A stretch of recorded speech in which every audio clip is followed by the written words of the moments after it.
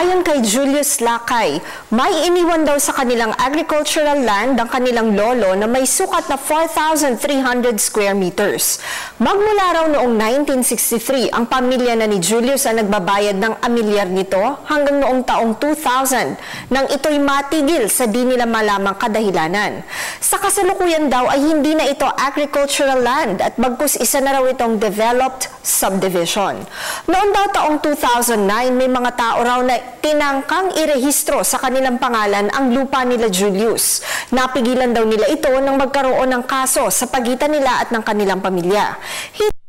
Sipot sa mga pagdinig ang mga taong ito kung kaya't nagdesisyon daw ang korte pabor kina Julius. Matapos daw ang 2 taon, nagulat na lamang daw ang pamilya ni Julius nang malaman na parte ng kanilang lupa ay naisama na mairehistro sa pangalan ng isang tao.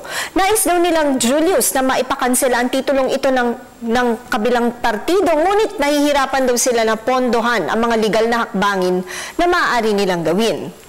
Julius, maaari naman kayong lumapit sa isang abogado na makapagpapayo sa inyo at matutulungan kayo patungkol sa inyong lupa. Ang Public Attorney's Office ay maaari kayong matulungan kung sakaling qualified kayo na matulungan ng kanilang serbisyo.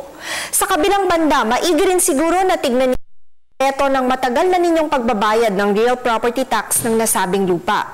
Ang sabi kasi sa kaso ng Republic of the Philippines versus Metro Index GR number 198585, July 2, 2012, kahit na hindi naman conclusive na pruweba ng pagmamayari o ownership ng lupa ang tax declarations, sila ay katibayan ng claim of title sa property at maaaring maging sapat na basehan ng possession nito.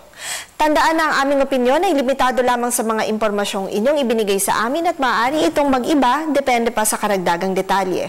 Malaya po kayong kumonsulta sa inyong napiling abogado. Patuloy po kayo mag-email sa ptv4newscenter@gmail.com. Attorney JJ ang inyong bisig ng batas.